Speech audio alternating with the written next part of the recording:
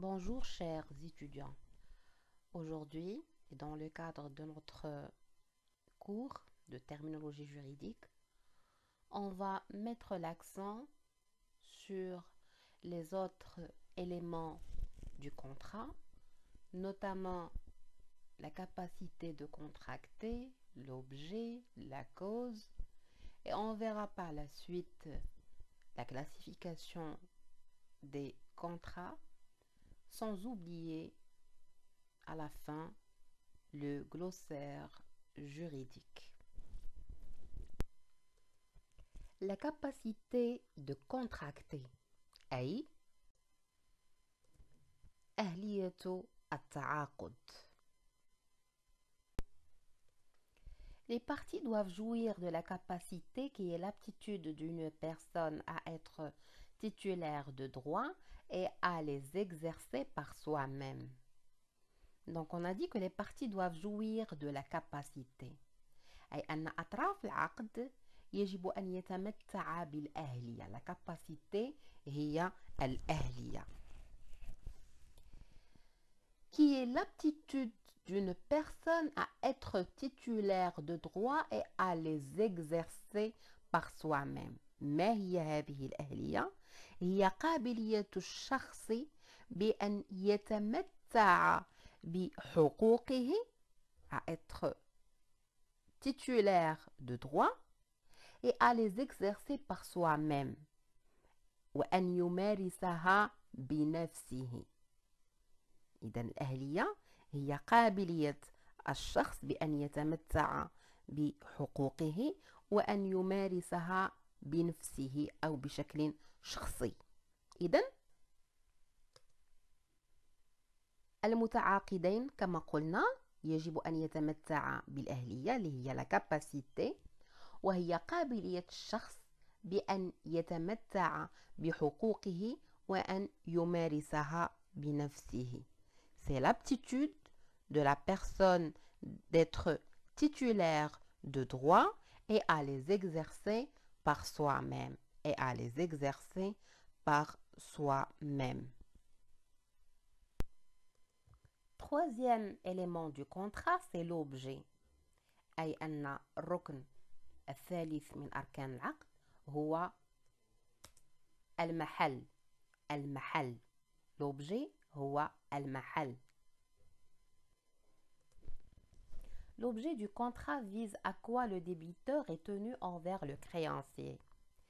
C'est l'opération contractuelle envisagée par les parties, opération par exemple de vente, de bail, etc. Donc l'objet قلنا هو المحل. L'objet du contrat هو محل العقد. Il vise à quoi le débiteur est tenu envers le créancier. فهو مثلا يراد به الشيء أو العمل الذي سيلتزم به المدين تجاه الدائن. قلنا بأن المدين في وقت سابق بأن المدين هو le débiteur وبأن الدائن هو le créancier. Donc l'objet c'est l'opération contractuelle envisagée par les parties. Soit une opération par exemple de vente, de bail, etc. فالمحل هو العملية التعاقدية التي يصبو المتعاقدين إلى تحقيقها. عملية بيع، عملية كراء وما إلى ذلك. مثلا المحل مثلا عقد بيع السيارة، فالمحل فيه عقد بيع السيارة هو السيارة التي سيتم بيعها من وجهة نظر البائع، وهو الثمن الذي سيقدمه المشتري. مفهوم؟ دونك هي العملية التعاقدية التي يصبو المتعاقدين إلى تحقيقها. هي العملية التعاقدية التي يصبو المتعاقدين إلى تحقيقها. دونك محل العقد يراد به الشيء أو العمل الذي سيلتزم به المدين تجاه الدائن، فهي العملية التعاقدية التي يصبو المتعاقدين إلى تحقيقها. عملية بيع، كراء إلى آخره. Quatrième élément du contrat, c'est la cause. فالركن الرابع لأركان العقد، وطبعا هو الركن الأخير هو السبب. Si l'objet du contrat répond à la question sur quoi le contractant a-t-il voulu réellement s'engager, la notion de cause correspond à la question pourquoi le contrat a-t-il été conclu.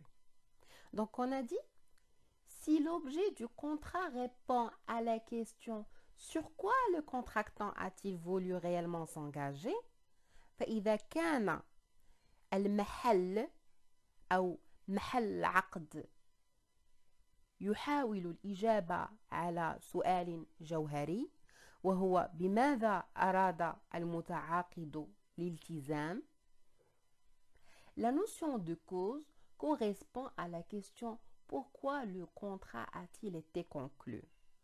فإن السبب أو مفهوم السبب يحاول الإجابة على سؤال جوهري آخر وهو لماذا تم إبرام العقد، أي الباعث وراء إبرام العقد. وهذا الباعث أو هذا السبب يجب أن يتضمن مجموعة طبعا من الشروط، وهو أن يكون مشروعان وأن يكون حقيقيان وما إلى ذلك.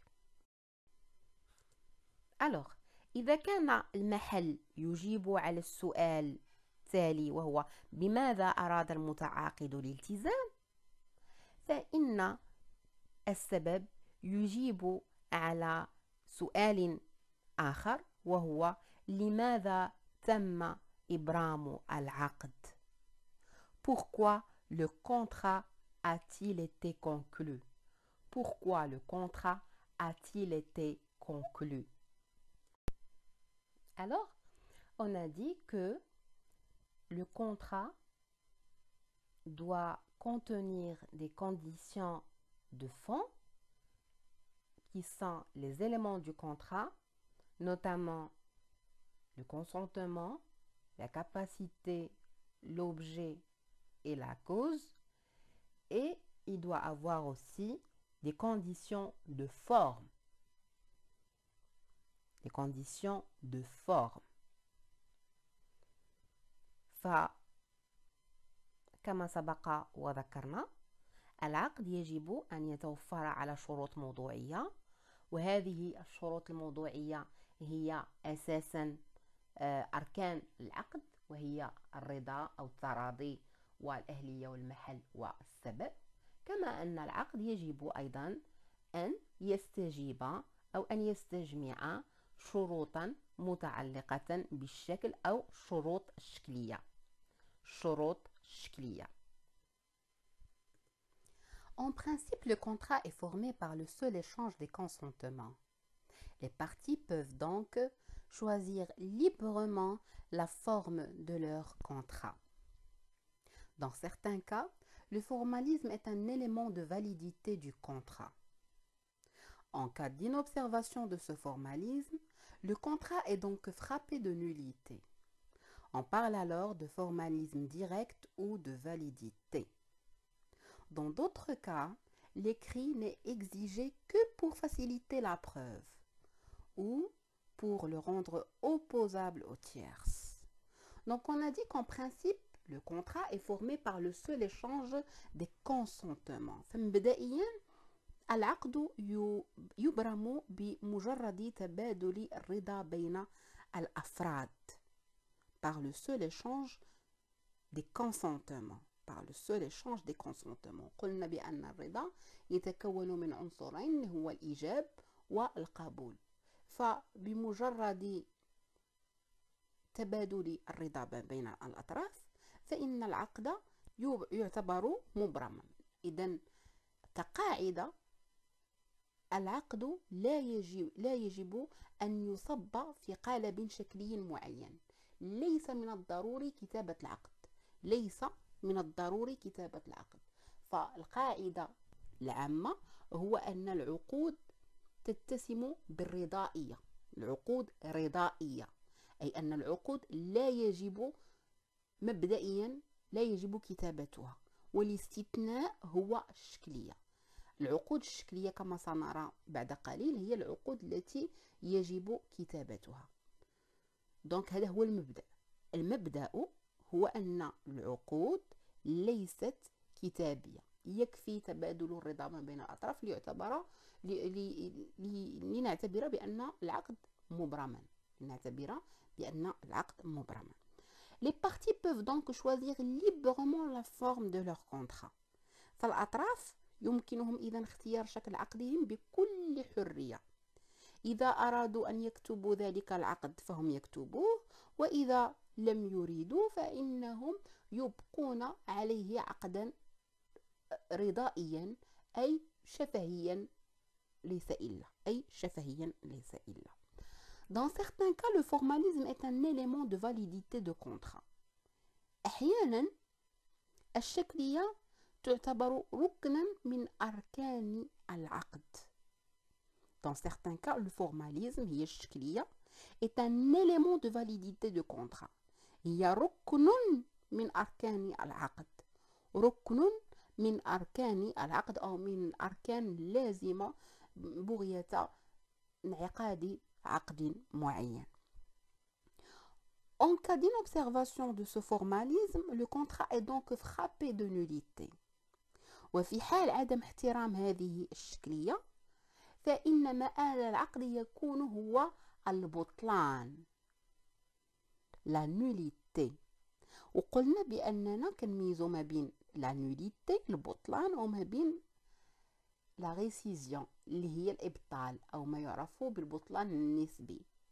علاش قلنا هنايا لا نوليتي؟ علاش قلنا البطلان وما قلناش الإبطال اللي هو لا ريسيزيون؟ لماذا؟ لأن هنا نتحدث عن الشكلية كركن، وقلنا في السداسية الأولى أن البطلان هو الجزاء المترتب عن تخلف ركن من أركان العقد، في حين أن الإبطال أو لا ريسيزيون هو جزاء تخلف شرط من شروط العقد.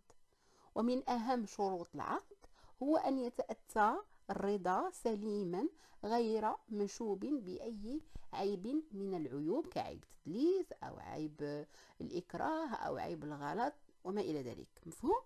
إذن لذلك نقول بأن العقود الشكلية إذا لم تحترم فيها الكتابة فهنا يجب علينا أو يجب الحكم ببطلان ذلك العقد. هنا يجب الحكم ببطلان ذلك العقد. لماذا؟ لأن الشكلية أي كتابة العقد تعتبر أو يعتبرها المشرع في بعض العقود يعتبرها ركنا من أركان العقد. فمثلا بيع الأصل التجاري، la cession d'un fonds de commerce، بيع الأصل التجاري، هذا العقد يجب أن يكون مكتوبا تحت طائلة البطلان. هذا العقد يجب أن يكون مكتوبا تحت طائلة البطلان، وهذه الكتابة هي اللي كنسميوها الشكلية. إذا لم نحترم الكتابة في عقد بيع الأصل التجاري فإن هذا العقد يعتبر باطلا بطلانا مطلقا. On sera devant une nullité. سنكون أمام بطلان ولسنا أمام إبطال. لماذا؟ لأن كما قلت هنا الكتابة اعتبرها المشرع ركنا من أركان العقد.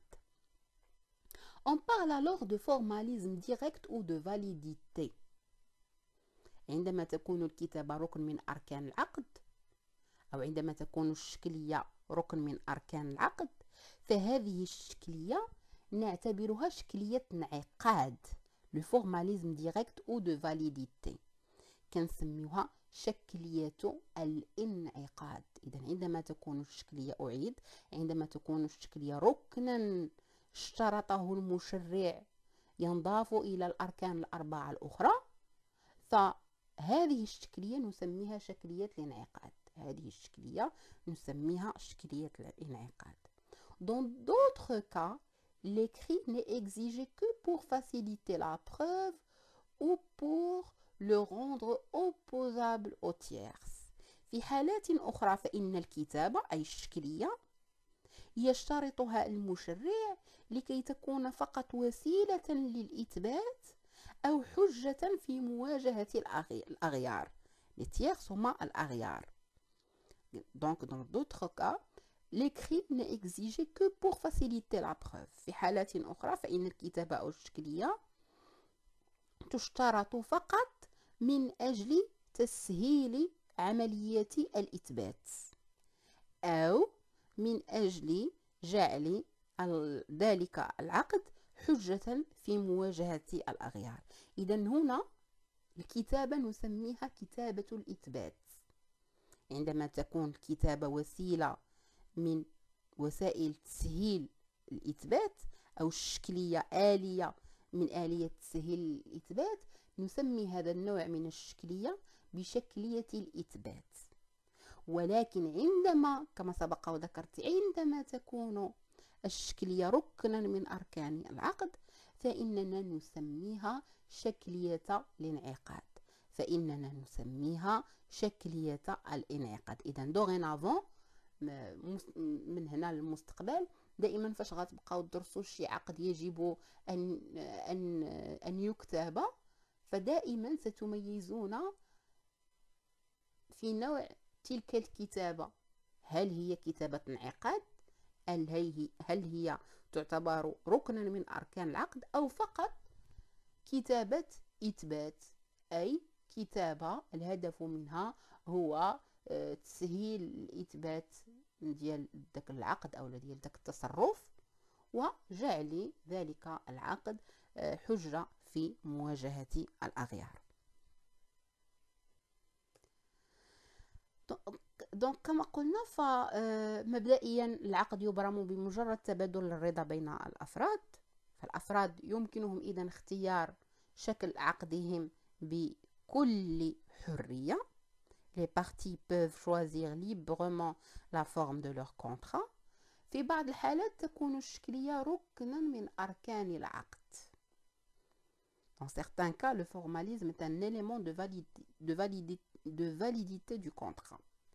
وفي حال عدم احترامه أي عدم احترام هذه الشكلية أو هذا الركن فإن مآل هذا الأخير يكون هو البطلان.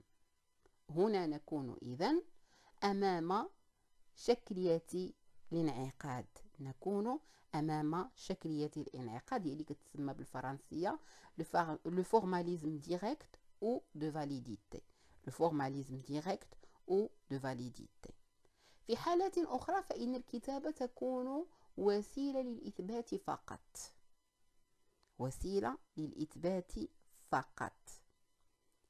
C'est un moyen pour faciliter la preuve. وحجة في مواجهة الأغيار ou pour rendre le contrat opposable aux tierces. La classification des contrats. التقسيمات الواردة على العقود.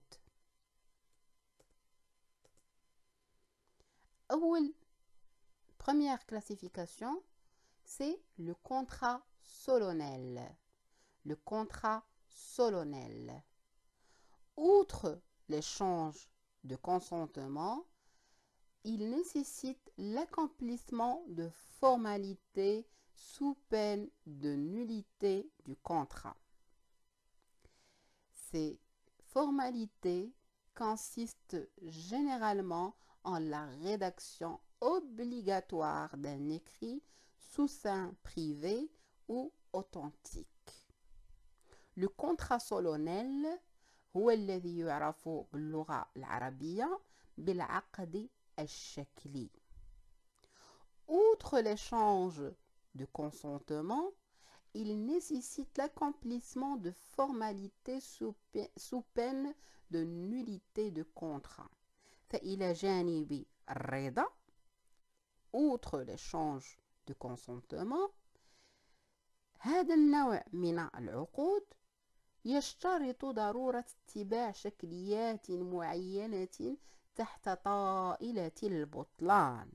Il nécessite l'accomplissement de formalités sous forme de nullité du contrat. Ces formalités consistent généralement en la rédaction obligatoire d'un contrat. هذه الشكليات تتمثل أساسا في الكتابة الإلزامية للعقد. La rédaction obligatoire d'un écrit. La rédaction obligatoire d'un écrit. Sous-seing privé ou authentique. Le contrat sous-seing privé هو اللي كيتسمى بالعقد العرفي، العقود العرفية. و لو كونترا اوتنتيك هو اللي كيتعتبر عقد رسمي. دونك مستقبلا دائما ستتم التفرقة ما بين العقد العرفي وما بين العقد الرسمي. العقد العرفي هو اللي كيتعتبر لو كونترا سو سان بريفي، وكاين المقابل ديالو هو العقد الرسمي، مثلا العقود التي يكتبها الموثق، العقود التي يكتبها العدل بعد الخطاب عليها من طرف قاضي التوثيق وما إلى ذلك. هذه الأنواع من العقود تعتبر عقودا رسمية، تعتبر عقودا رسمية أو ما يعرف ب les contrats authentiques. les contrats authentiques. فكما قلنا العقد الشكلي أو le contrat solennel إلى جانب الرضا، فالعقد الشكلي يشترط ضرورة اتباع شكليات معينة تحت طائلة البطلان. Il nécessite l'accomplissement de formalités sous peine de nullité du contrat. هذه الشكليات تتمثل عموما في الكتابة الإلزامية للعقد، سواء تعلق الأمر بكتابة عرفية un écrit sous seing privé أو كتابة رسمية un écrit authentique. un écrit authentique. Deuxième classification du contrat, le contrat consensuel. Le contrat consensuel. Dans ce type de contrat, le seul échange des consentements suffit sans qu'il soit nécessaire d'adopter une forme déterminée pour donner naissance au contrat. Il constitue la règle générale en droit marocain. Il constitue la règle générale en droit marocain. Le contrat consensuel هو اللي كنسميه باللغة العربية العقد الرضائي. العقد الرضائي. Dans ce genre de contrat, le seul échange des consentements suffit sans qu'il soit nécessaire d'adopter une forme déterminée pour donner naissance au contrat. ففي هذا النوع من العقود يكفي أن يتبادل المتعاقدان رضاهما كي يبرم العقد. كي يبرم العقد. Donc, le seul échange des consentements suffit sans qu'il soit nécessaire d'adopter une forme déterminée. حيث لا يتطلب هذا النوع من العقود شكليات معينة لإتمام انعقاد العقد. فهذا النوع من العقود يمثل القاعدة في القانون المغربي. Il constitue, يعني les contrats consensuels, il constitue la règle générale en droit marocain. العقد الرضائي، إذن في هذا النوع من العقود يكفي أن يتبادل المتعاقدان رضاهما كي يبرم العقد. يكفي أن يتبادل المتعاقدان رضاهما كي يبرم العقد. Il suffit l'échange des consentements sans qu'il soit nécessaire d'adopter une forme déterminée pour donner naissance au contrat. حيث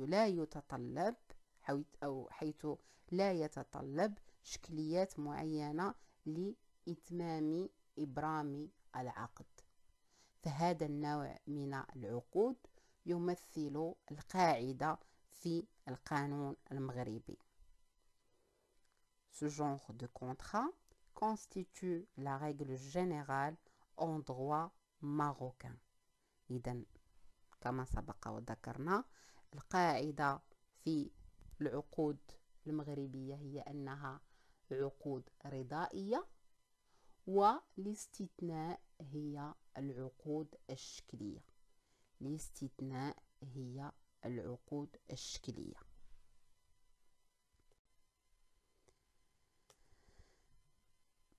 Le contrat réel. Le contrat réel, il doit porter sur une chose.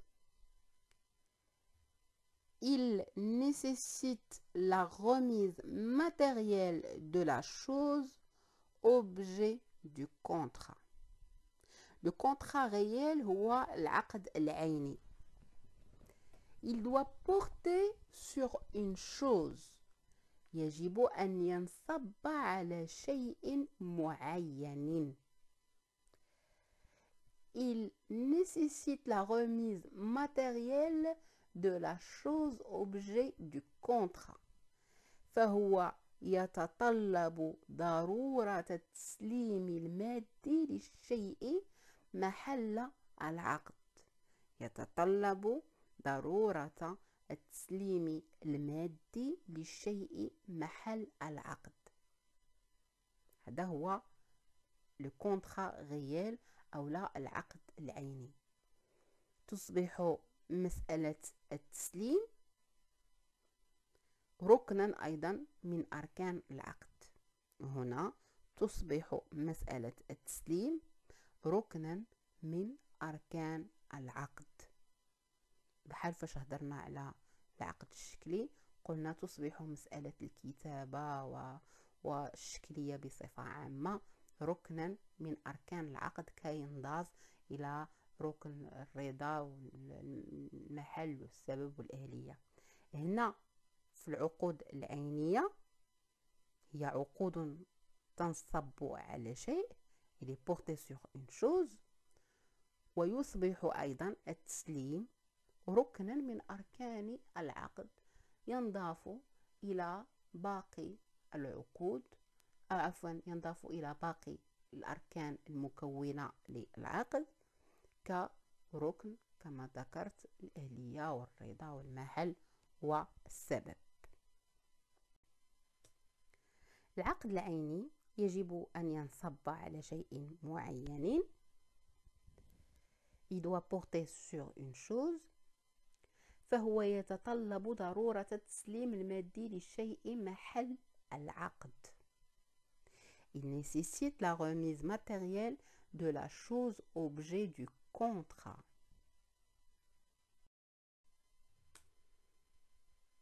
Autre classification des contrats, c'est les contrats de gré à gré.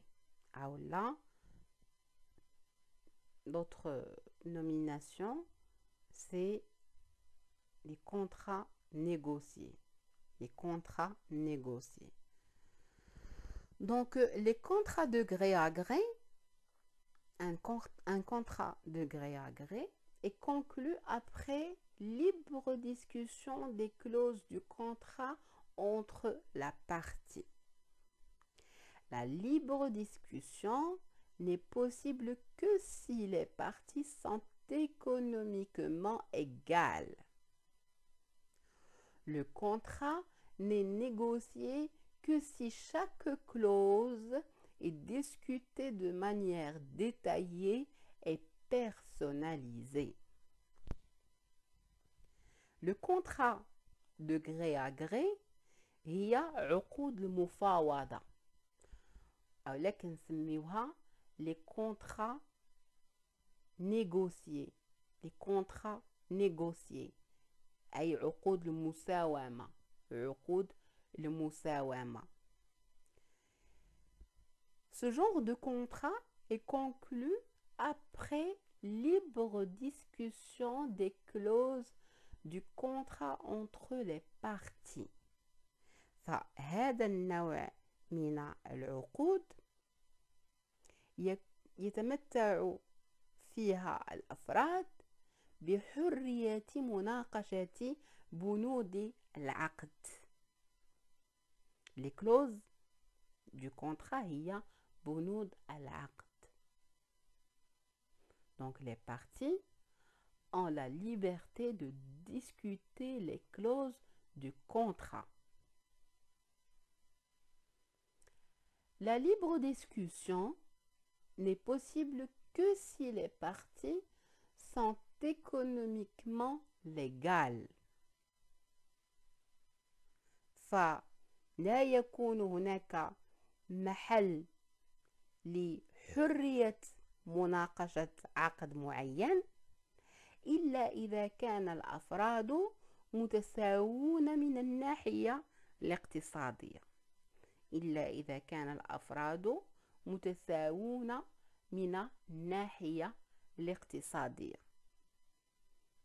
Que si les parties sont économiquement légales.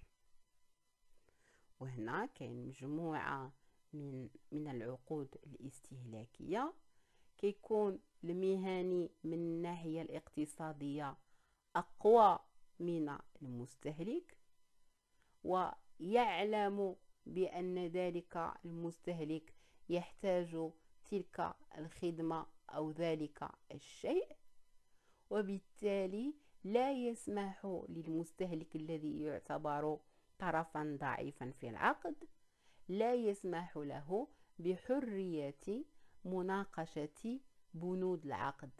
لماذا؟ لأنهم ليسوا متساوون اقتصاديا. المهني في مرتبة أقوى اقتصاديا من مرتبة أو من مكانة المستهلك الذي يعتبر طرفا ضعيفا في العقد. اللي كنقولوا بأن la libre discussion n'est possible que si les parties sont économiquement égales.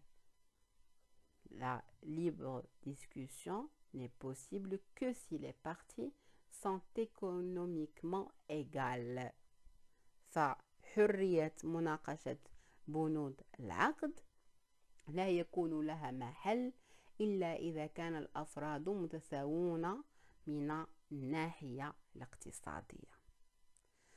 Le contrat n'est négocié que si chaque clause est discutée de manière détaillée et personnalisée.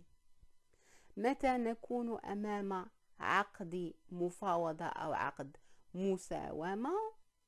إلا إذا تمت مناقشة كل بند أو كل شرط من شروط العقد بشكل مفصل.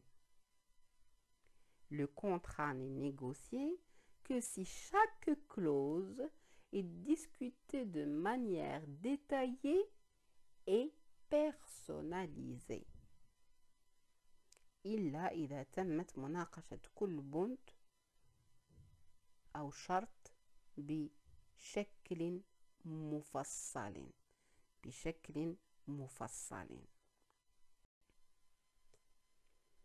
عقود المفاوضة أو المساومة les contrats de gré à gré ou contrats négociés هي العقود التي يكون فيها للأفراد حرية مناقشة بنود العقد. فحرية المناقشة لا يكون لها محل إلا إذا كان الأفراد متساوون من الناحية الاقتصادية. عقد المفاوضة لا يعتبر كذلك إلا إذا تمت مناقشة كل بند أو شرط بشكل مفصل. Le contrat n'est négocié que si chaque clause est discutée de manière détaillée et personnalisée. et personnalisé.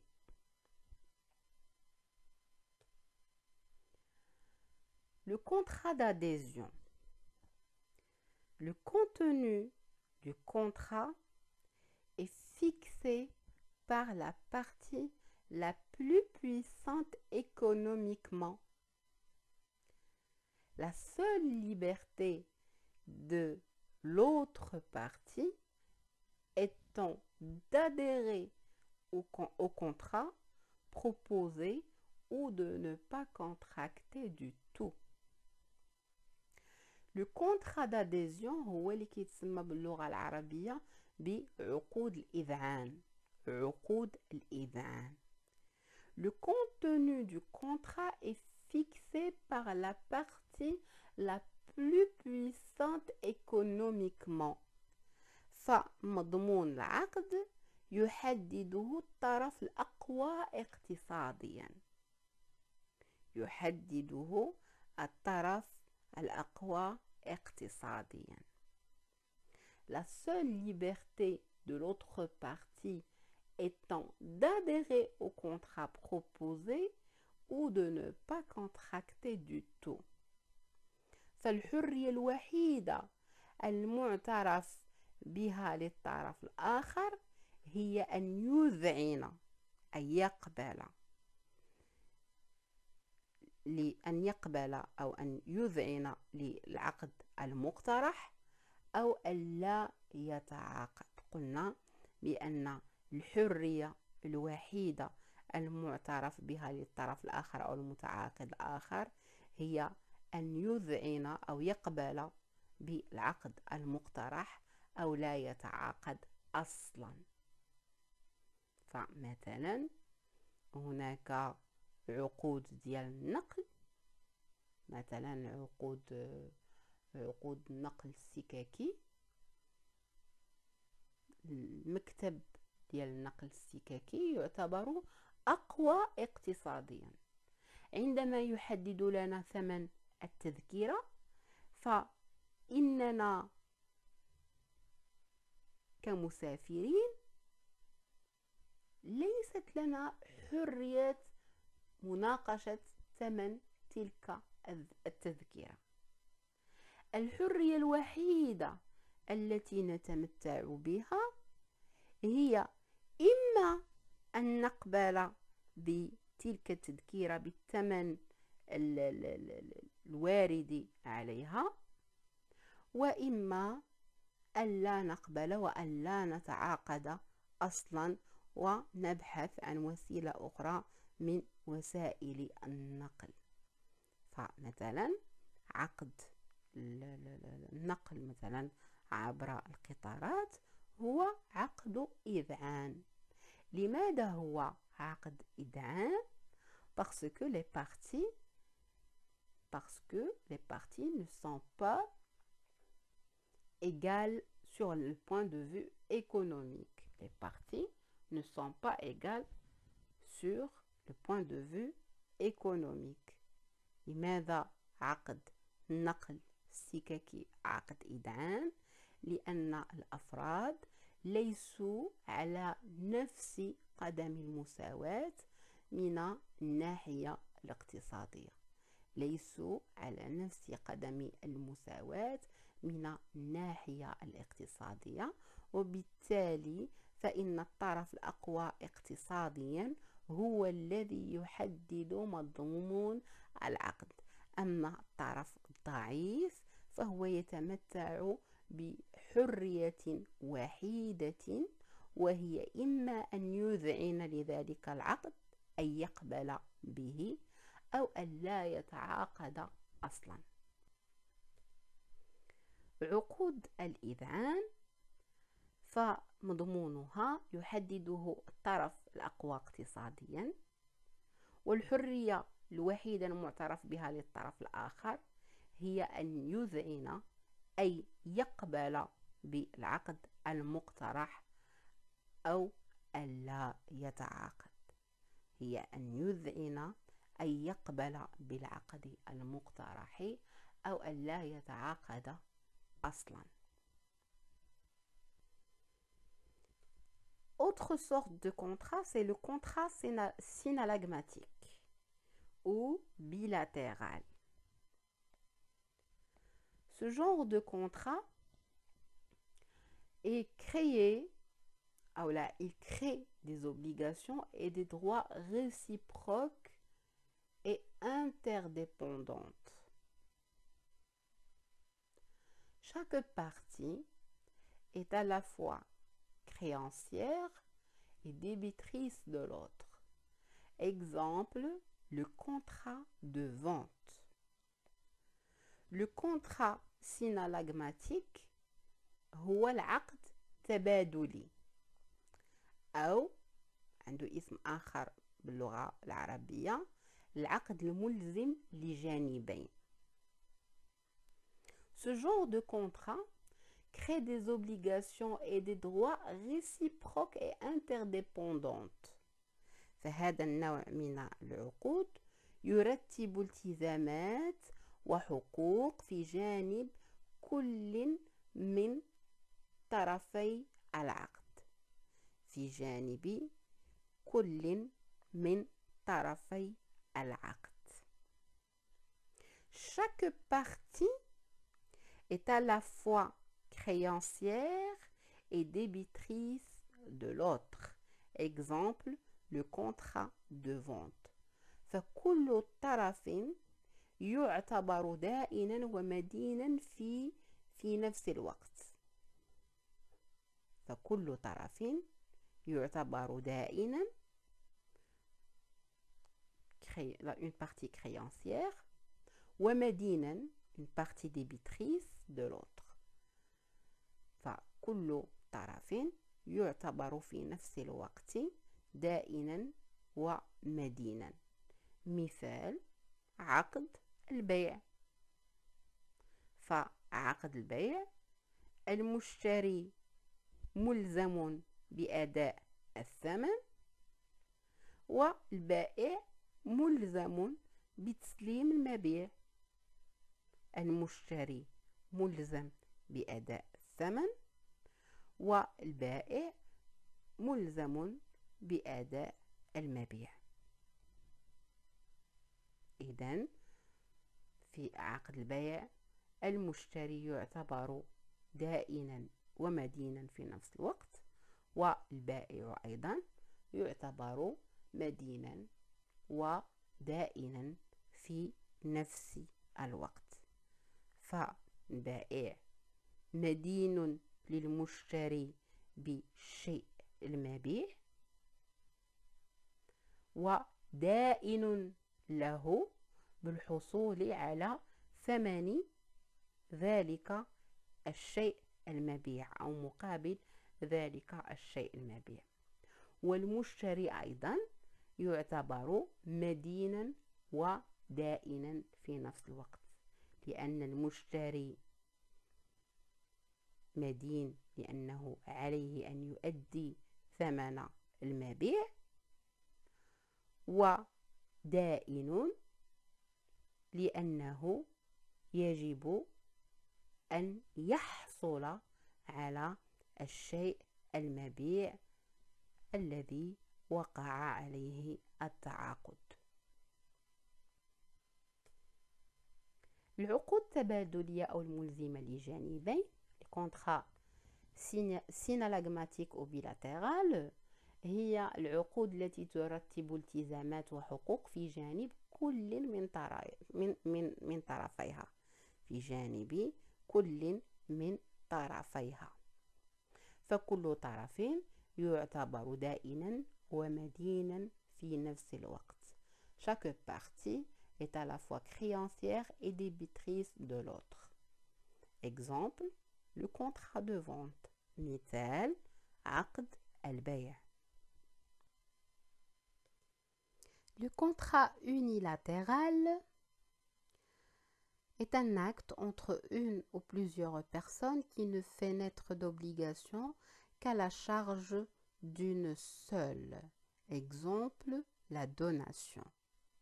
Le contrat unilatéral هو الذي يعرف باللغة العربية بالعقد الملزم لجانب الواحد أو لجانب واحد أو العقود الغير تبادلية. العقود الغير تبادلية قلنا c'est un acte entre une ou plusieurs personnes qui ne fait naître d'obligation qu'à la charge d'une seule. فهو تصرف يرتب التزام في جانب أحد الطرفين أو مجموعة من الأطراف، والحق في جانب الطرف الآخر.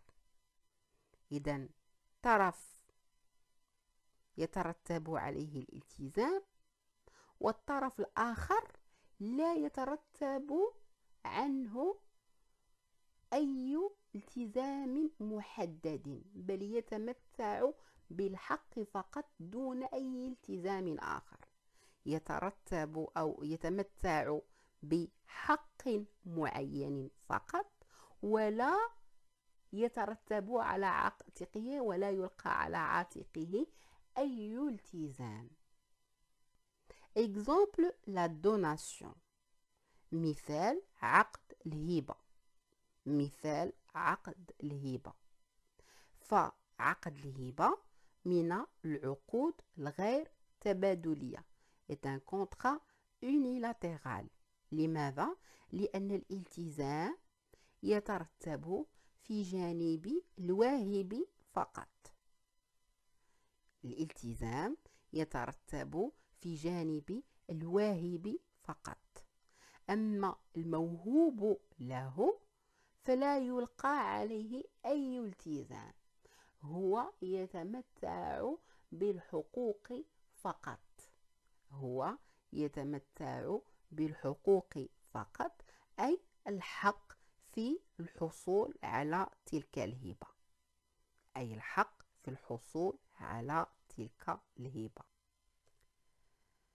العقود الملزمة لجانب واحد le contrat unilatéral أو العقود الغير التبادلية هي التي ترتب الالتزام في جانب أحد الطرفين والحق في جانب الطرف الآخر. مثال عقد الهبة أو ما يعرف بالفرنسية le contrat de donation. Le contrat de donation. Glossaire juridique. La force obligatoire du contrat, c'est un principe selon lequel une obligation née d'un contrat s'impose aux parties avec la même force qu'une obligation légale. S'impose aux parties avec la même force qu'une obligation légale. Donc, la force obligatoire du contrat هي القوة الملزمة للعقد. هي القوة الملزمة للعقد. وهذا المبدأ مفاده أن الالتزامات الناشئة عن العقد تفرض على الأطراف بمثل الصيغة أو بمثل الكيفية التي تفرض بها الالتزامات النابعة أو الناجمة عن القانون.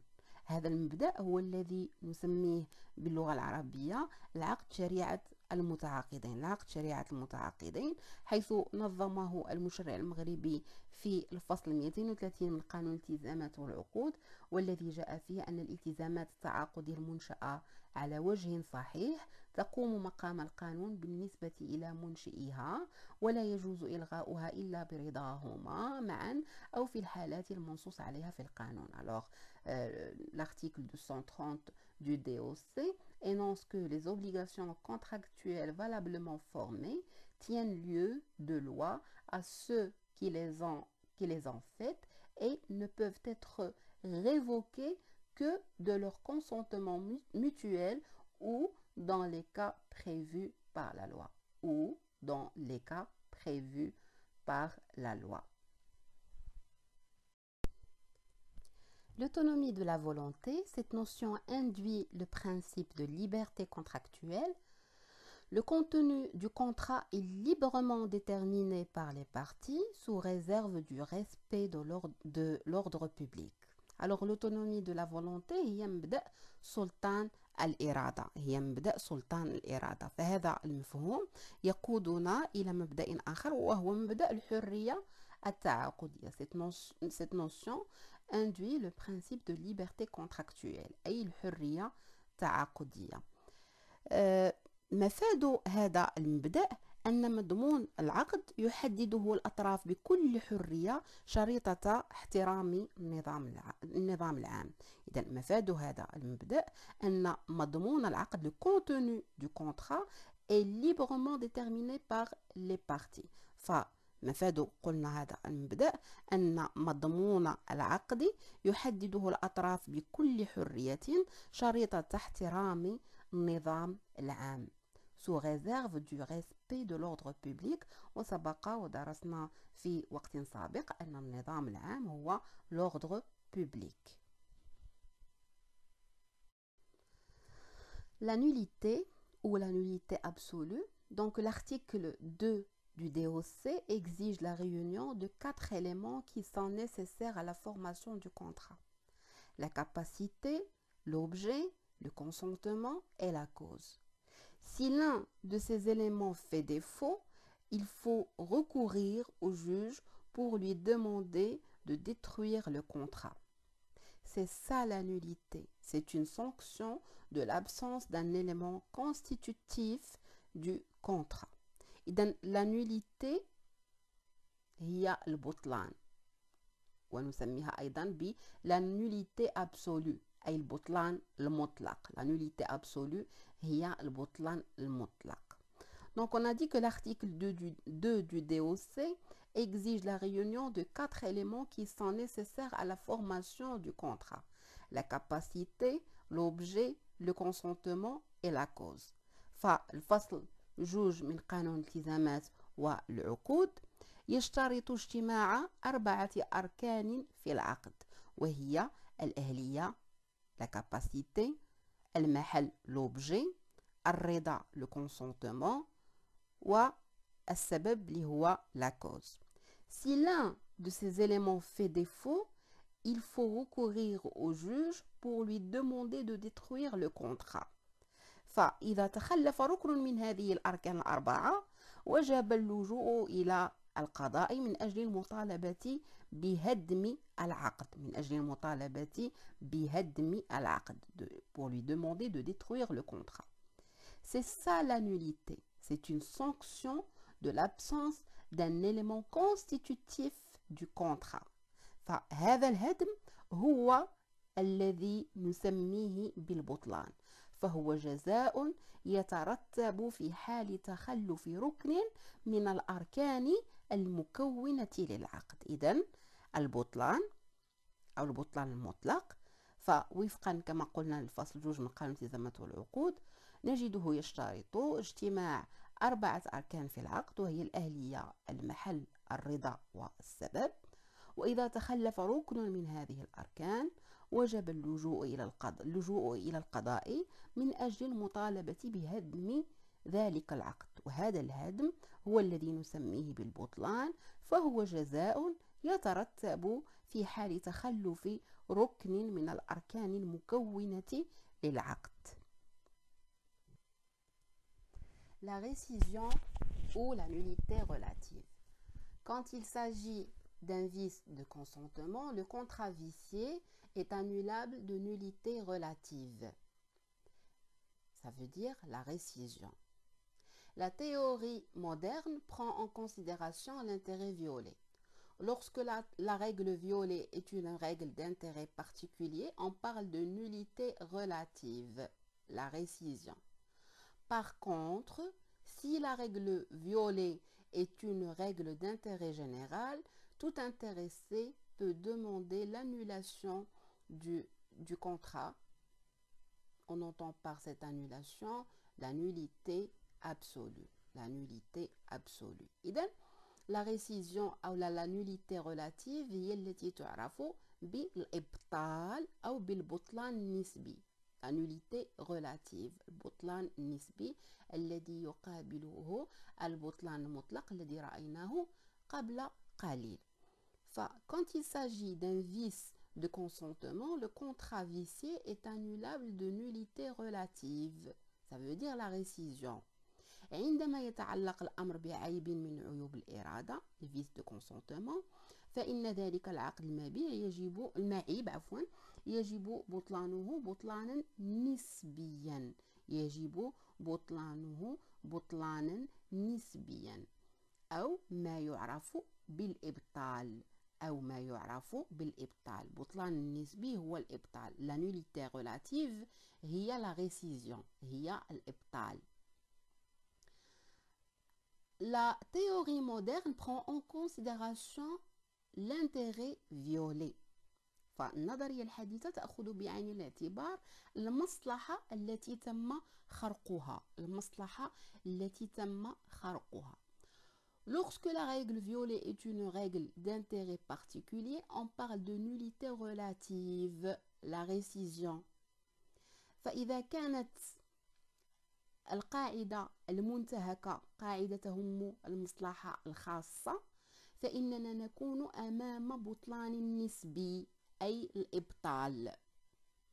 Par contre, si la règle violée est une règle d'intérêt général, tout intéressé peut demander l'annulation du contrat, une nullité absolue.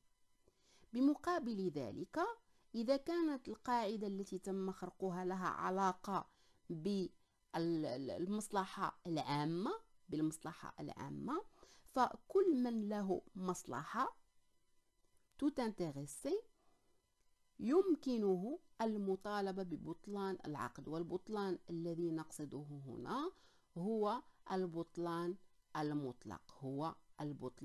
المطلق la nullité absolue. إذن الإبطال la récision أو ما يعرف بالبطلان النسبي la nullité relative. فعندما يتعلق الأمر بعيب من عيوب الإرادة فإن ذلك العقد المعيب يجب بطلانه بطلانا نسبيا والبطلان النسبي هو الذي نسميه الإبطال la récision. وفقا للنظرية الحديثة فإنه يجب أن نأخذ بعين الاعتبار المصلحة التي تم خرقها. إذا كانت القاعدة المنتهكة قاعدة تهم المصلحة الخاصة فإننا نكون أمام بطلان نسبي أي الإبطال. بمقابل ذلك إذا كانت القاعدة التي تم خرقها لها علاقة بالمصلحة العامة فكل من له مصلحة يمكنه اللجوء للقضاء من أجل المطالبة ببطلان العقد. والبطلان الذي نقصده هنا هو البطلان المطلق la nullité absolue.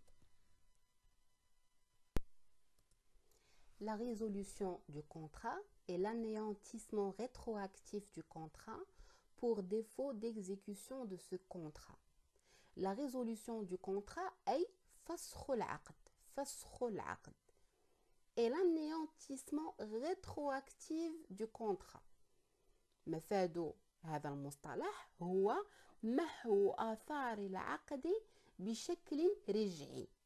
l'anéantissement هي المحو وrétroactif هي بشكل رجعي. Pour défaut d'exécution de ce contrat ذلك بسبب عدم تنفيذ أحد المتعاقدين للالتزامات الملقاة على عاتقه. إذن فسخ العقد هو محو آثار العقد بشكل رجعي بسبب عدم تنفيذ أحد المتعاقدين للالتزامات الملقاة على عاتقه. في هذا الإطار يجب أن نشير لمسألة في غاية الأهمية هو أنه باللغة الفرنسية نميز ما بين la résolution du contrat et la résiliation du contrat. La résolution du contrat كان نطلق هذا المصطلح على فسخ العقود الفورية. مثلا عقد البيع من العقود الفورية. إذن كنقولوا la résolution d'un contrat de vente. في حين أن فسخ العقود المستمرة في الزمان نسميها la résiliation. la résiliation. إذا العقود المستمرة في الزمان الفسخ ديالها بالفرنسية يسمى la résiliation. مثلا عقد كراء أصل تجاري مثلا نقول la résiliation d'un contrat de bail de fonds de commerce أو d'un fonds de commerce.